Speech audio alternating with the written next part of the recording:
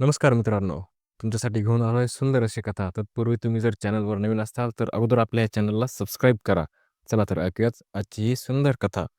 नवरा काही कामानिमित्ताने बाहेर शहरात गेल्यावर मी शेजारच्या दीपकला लहान समजून माझ्याकडे झोपायला बोलवले होते. मी झोपले होते. दीपक हा अभ्यास करत होता.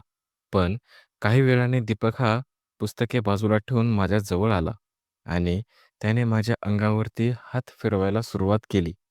त्याने हळूच माझं बटन उघडलं आणि नंतर तो माझं पूर्ण अंग जोरजोराने दाबू लागला. हळू-हळू खांद्यावरून त्याचे हात खाली सरकू लागले होते. नंतर त्याने त्याचा हात खालती लावून जोराने हात फिरवू लागला. माझा हात पकडून हळूच त्याच्या नको त्या ठिकाणी त्याने घातला आणि त्याने लगेच त्याची पॅन्ट बाजूला केली आणि नंतर तिथेच दीपक माझे पाय वरती केले आणि त्याने प्रेमाने माझी साडी बाजूला केली आणि जोराने त्याने आता काय सांगू मित्रांनो, माझं नाव अंजली आहे. मी आज तुम्हाला माझ्या नवऱ्याचीच गोष्ट सांगणार आहे. माझा नवरा हा जरा माझ्यापेक्षा वयाने मोठा होता. गोष्ट आहे 5 वर्षापूर्वीची. मी माझ्या नवऱ्यासोबत एका भाड्याच्या घरात राहत होते. त्या ठिकाणी ₹5,000 भाडं होतं आम्हाला. मला मूलबाळ काहीच नव्हतं. माझा नवरा रात्रंदिवस काम करायचा. तो रिक्षा चालवायचा आणि भरपूर पैसे घेऊन यायचा. काही दिवस गेल्यानंतर माझा नवरा हा थोडासा विचित्रच वागू लागला होता माझ्यासोबत. त्याच्या घरामध्ये जास्त लक्ष असायचं. तो वेळेवरती येत नसायचा. घरामध्ये लागणाऱ्या काही गोष्टीवर तो लक्ष देत नसायचा. एके वेळी यायचा आणि घाईघाईमध्ये, गडबडीमध्ये जेवण करायचा आणि निघून जायचा. त्याच्या अशा विचित्र वागण्यामुळे मला त्याच्यावर शंकाच यायला लागली होती. म्हणून मी त्याला एके दिवशी झोपताना विचारायचा प्रयत्न केला, परंतु तो काहीही न बोलता तयार झाला नव्हता. तो मला फक्त म्हणायचा, "तुला काय कमी आहे का? मला सांग. मी बाहेर काम करतोय. मला तू आता खूप टेन्शन असतं आणि मला त्रास देऊ नको तू." मी त्याला कोणताच त्रास देत होते, मला हे समजत नव्हतं. मी प्रेमाने विचारलं, "तुम्हाला कोणतं टेन्शन आहे मला सांगा." तेवढ्यात माझा नवरा म्हणाला, "मला काहीही टेन्शन नाहीये आणि तू आता गुपगुमानं झोप." आणि मी माझ्या जागेवरती जाऊन झोपले. मी झोपेत असताना तो मागून माझ्याजवळ आला आणि त्याने मला घट्ट अशी मिठी मारली. लगेच मी माझ्या नवऱ्याच्या मिठीत जाऊन बसले आणि नंतर पुन्हा रात्रभर आम्ही दोघेजण एकत्र सुख घेत होतो. बऱ्याच दिवसानंतर नवरा माझ्यासोबत झोपायला आला होता. त्याच्यामुळे मी पण त्याच्यासोबत सर्व काही करायला तयार झाले होते आणि भरपूर दिवसाचा पूर्ण कस काढला होता. माझाही पूर्ण अंग दुखत होतं आणि सकाळी मग मी लवकर उठलेच नाही. तो लवकर उठून कामावरती निघून गेला.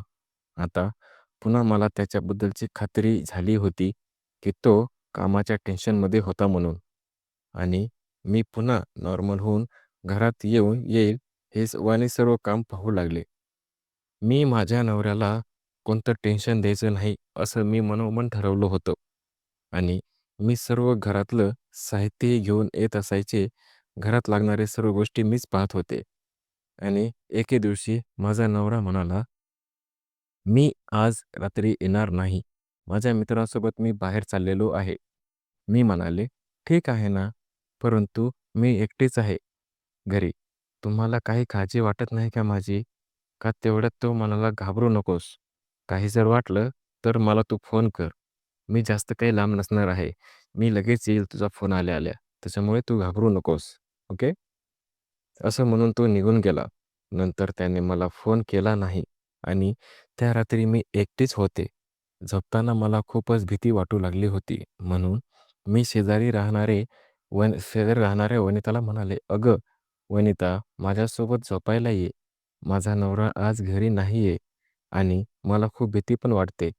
तेवढ्यात वनिता म्हणाली, "अगं, माझा नवरा खूप दारू पिऊन आलाय गं. त्याला आवरणं मला शक्य नाहीये. त्यामुळे मला तुझ्याकडे येताच येणार नाही. एक काम कर, मी काय करते, दीपकला तुझ्याकडे पाठवून देते."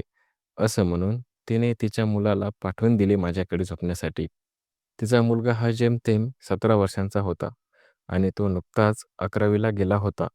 तो त्याचे पुस्तक वगैरे हे घेऊन माझ्या घरी आला आणि म्हणाला, "आंटी, तुम्ही झोपा मी अभ्यास करत आहे." असं म्हणून तो अभ्यास करू लागला. मी म्हणाले, "तुला झोप आल्यानंतर तू पण झोप." मी थोडंसं झोपते. दिवसभर काम केल्यामुळे मला खूप कंटाळाच आला होता आणि मी लगेच झोपी गेले आणि मी झोपेमध्येच नंतर मी माझ्या अंगावरती कोणाचा तरी स्पर्श झाल्यासारखा म्हणजे हात फिरतोय असा मला भास होऊ लागला होता. मी अर्धवट झोपेत होते. डोळे मिटलेले, पण मन पूर्ण शांत नव्हतं. काहीतरी विचित्र जाणवत होतं.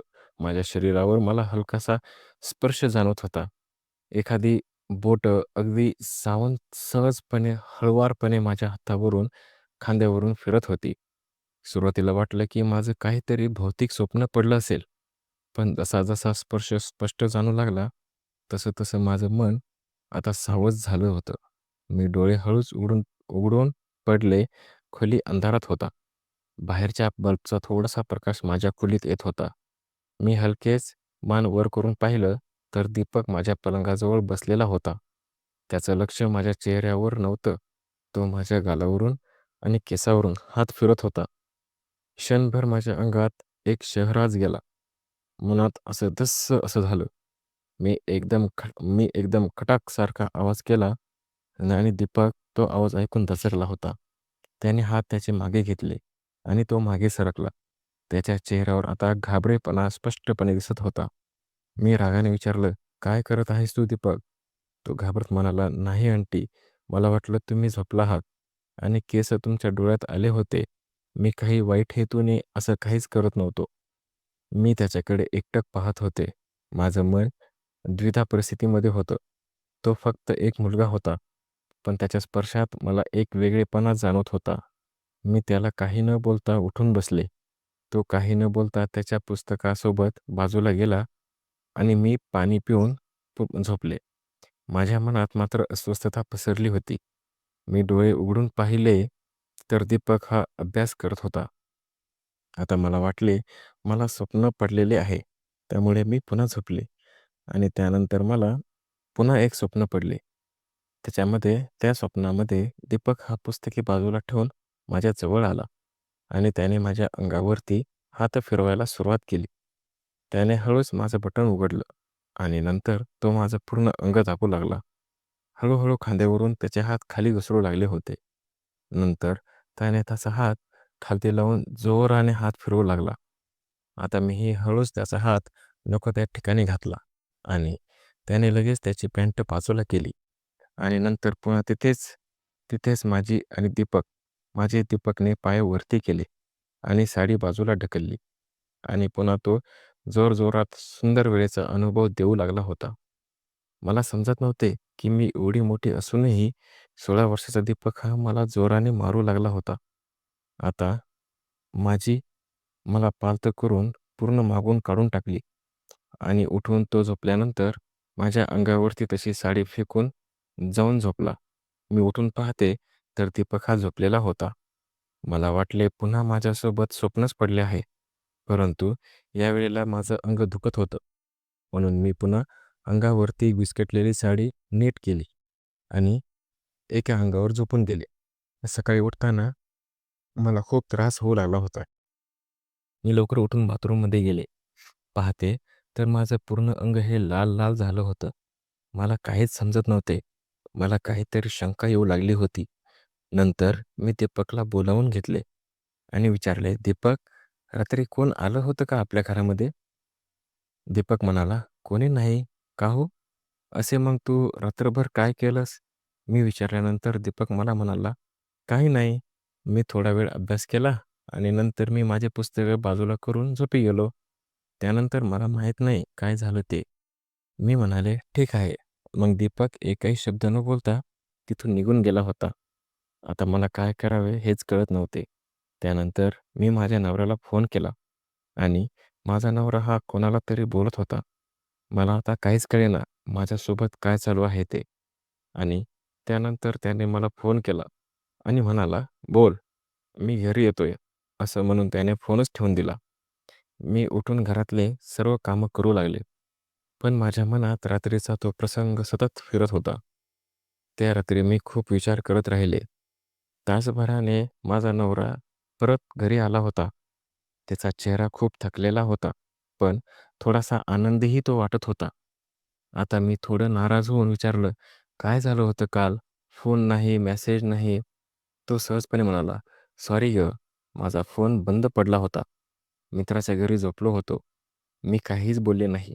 मी म्हणाले, "ठीक आहे, असू द्या. मी जेवण वगैरे करते आणि तुम्हाला बनवून वाढते." घरात शांतता होती.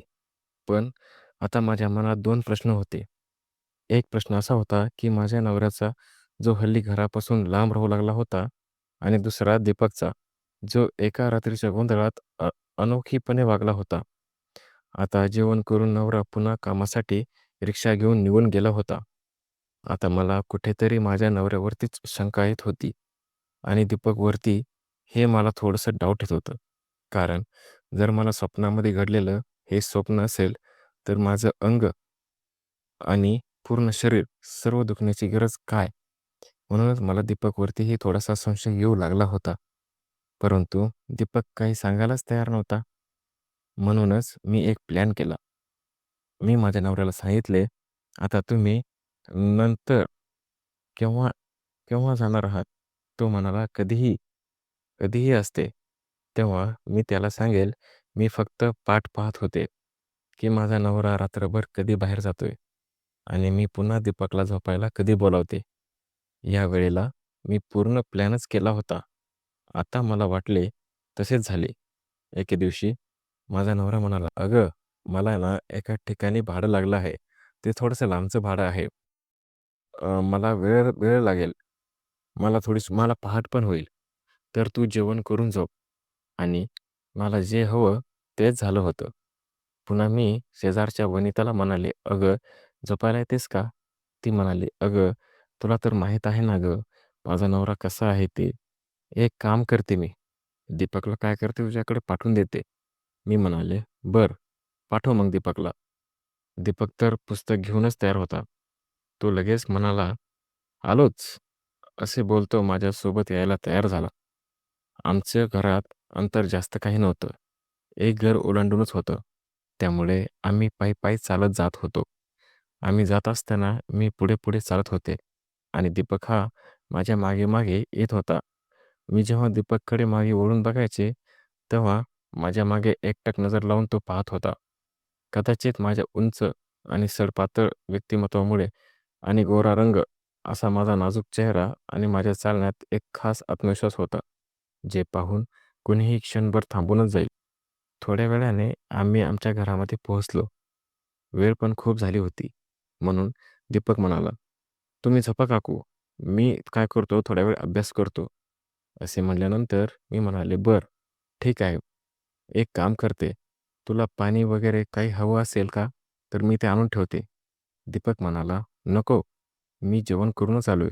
आणि मी उठले आणि म्हणाले, "मी आलेच." असं म्हणून मी बाथरूममध्ये गेले आणि बाथरूममधून बाहेर आले आणि चुपचाप माझा मोबाईल मी काय केलं व्हिडिओ रेकॉर्डिंगला चालू करून ठेवला. मी टीव्हीच्या वरती माझा मोबाईल असा लपवून ठेवला, की जो दीपकला पण माहीतच नव्हतं आणि मी माझ्या जागेवरती जाऊन झोपले. मी झोपण्याचं नाटक केलं, पण मी जागीच होते. मला वाटलं तेच झालं. दीपक हळूच उठला आणि माझ्या जवळ येऊन माझ्या ब्लाऊजच्या बटनांना हळूहळू स्पर्श करू लागला. त्याच्या हाताचा स्पर्श जाणवताच माझा श्वास थोडा गडबडला. काही क्षणात त्याने मला आपल्याकडे ओढले आणि माझ्या ओठांवर त्याच्या अधीरतेचा स्पर्श आता जाणवू लागला होता. त्याने माझे पाय अलगद उचलले. माझी साडी थोडीशी सरकवली. मला सर्व काही समजत होते. परंतु तुम परंतु ती परंतु मी काहीच बोलले नाही आणि तेवढ्यात मी डोळे उघडले. दीपकने मला पाहिलं आणि त्याला काय करावं आता काहीच कळत नव्हतं. ना त्याच्या हाताचा स्पर्श पण तो काहीच बोलला नाही. मी डोळे उघडले तेव्हा दीपक घाबरलेल्या नजरेने माझ्याकडे पाहतच होता आणि त्याला काय करावं आता काहीच समजत नव्हतं. तो हळूहळू उठला. त्याने आपले कपडे नीट केले आणि गुपचाप जाऊन पुस्तक घेऊन बसला. आता मीही माझी साडी हळूहळू सावरली आणि त्याच्याजवळ येऊन बसले आणि त्याला म्हणाले, "दीपक, हे तू काय करत होतास?" काही नाही म्हणून दीपक घरातून बाहेर जाऊ लागला. मी त्याला आवडले. मी हळूच दीपकच्या कानाजवळ गेले आणि कुजबूज म्हणाले, दीपक, तुला नक्की काय हवंय माझ्याकडून? हे स्पष्ट बोल." माझ्या हाताने त्याच्या कमरेच्या खाली सरकत जाऊन त्याची पकड घेतली. आता तो थोडासा हललाच होता, पण त्याच्या नजरेतला उतावळेपणा स्पष्ट दिसत होता. मी त्याची पॅन्ट थोडीशी बाजूला केली आणि त्या स्पर्शातून आता दीपकला समजलं, की आता काय करायचं आहे. माझ्या शरीराची जळजळ जवळ येण्याची ओढच त्याला लागली होती. हे त्याच्या अंगावरूनच मला दिसत होतं आणि तो आता खूपच घाबरलेला होता. त्याला काय करावं हेच कळत नव्हतं. मी त्याला म्हणाले, "तू माझ्या जवळ येऊन माझी साडी बाजूला करून तू काय करत होतास बरं? हेच शिकवलं आहे का तुला? हं? अभ्यास करत होतास ना तू?" तो म्हणाला, "काही नाही." मी असं करून त्याला काही बोलताच येत नव्हतं. पण तो खूपच घाबरलेला होता. म्हणून मी त्याला म्हणाले, "बरं, झोप." असं म्हणून मी त्याला झोपवले. आता सकाळी उठून पाहिलं तर दीपक हा लवकरच न बोलता उठून त्याच्या घरी निघून गेला होता. मी पण उठले होते आणि टीव्हीवरचा मोबाईल माझ्या हातामध्ये घेतला. यांनी मोबाईलमध्ये पाहिलं तर मोबाईलमध्ये सर्व काही रेकॉर्ड झालं होतं. मी मार्केटला का गेले, तेव्हा मला दीपकची आई ही वनिता दिसली आणि हीच गोष्ट मी तिला सांगितली आणि आणि त्या रात्री जे काही झालं होतं ते त्या व्हिडिओमध्ये कैद झालं होतं. तो व्हिडिओ पण मी तिला दाखवला. वनिताने घरी जाऊन दीपकला खूप मारले आणि नंतर दीपक हा माझ्याकडे झोपायला जरी आला, तरी त्याने माझ्यासोबत असं काहीच केलं नाही. त्याला ही चांगलीच अद्दल आता घडली होती. तो जास्त मोठा मुलगा नव्हता. त्याच्यामुळेच मी फक्त त्याच्या आईला सांगितलं. त्याच्या आईने त्याला खूप मारलं. पण ही गोष्ट मी माझ्या नवऱ्याला सांगितली असती, तर आमच्यामध्ये खूपच भांडण झाले असते. त्याने पण दीपकला खूप मारले असते. त्याच्यामुळे वनिताशी माझे जे काही नाते होते मैत्रीचे ते पण तुटले असते. परंतु मीही नवऱ्याला सांगितले नाही, कारण मला माझ्या नवऱ्यावरती संशय येत होता. म्हणून एके दिवशी नवरा अंघोळ करत असताना मी त्याचा मोबाईल घेतला आणि मोबाईलमध्ये पाहिलं तर त्याच्या मोबाईलमध्ये एका मुलीसोबत त्याचे त्याचे काही फोटो होते. ते फिरायला गेलेले, हॉटेलमधले फोटो, असे काही फोटो पाहून आता माझ्या मनाला खूप मोठा धक्का बसला होता. मी त्याला विचारणार तेवढ्यात तो बाहेर आला आणि म्हणाला, "अगं, मोबाईलमध्ये काय करतेस? इकडे दे तो मोबाईल." आणि आवरलं आणि चटकन तो आता कामावरती निघून गेला होता. मी दार लावून थांबले होते. तो बाहेर पडला तेव्हा त्याचे डोळे फोनमध्ये गडबडलेले होते. चेहऱ्यावर एक विचित्र आत्मविश्वास मला ठाम होता. मला शंका होती की तो कुणाला तरी भेटायला जातोय. त्याच्यात कोणीतरी आली आहे. त्याच्या म्हणजे आयुष्यामध्ये कोणीतरी आली आहे आणि आज मी ठरवलंच की त्याच्या पाठीमागे जायचं. मी ओढणीने माझा चेहरा लपवून टाकला. साधे कपडे घातले आणि आणि माझ्या शेजारच्याच्या स्कूटीवर गुपचूप मागोमाग लागले. त्याने स्टेशनच्या दिशेने वाट धरली होती. माझं काळीज धडधड करत होतं. आणि एक क्षण असा आला, की त्याने एका कॅफेजवळ उभा राहून कोण्यातरी मुलीची वाट पाहायला सुरुवात केली होती. जवळ-जवळ 5 मिनिटातच एक उंच, गोरी अशी आणि केस मोकळे सोडलेली स्मार्ट कपड्यात अगदी फिल्मी स्टाईलमध्ये एक मुलगी तिथे आली. माझा श्वास आता थांबल्यासारखाच झाला होता. तो तिचा हात हातात घेत तिथेच बसला आणि आता ते दोघं आतमध्ये गेले.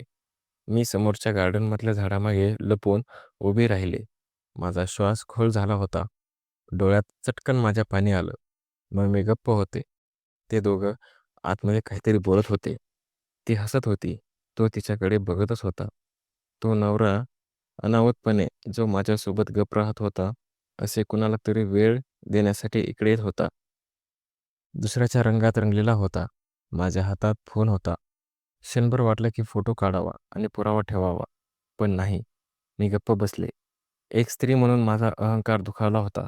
पण तरीही मी आज जाणार नव्हते. मला अजूनही माझ्या प्रेमाचा आदर होता. मी परत माझे भरलेले डोळ्यात अश्रू मनात कळकळून त्या रात्री घरी परतल्यावर तो नेहमीसारखाच वागत होता.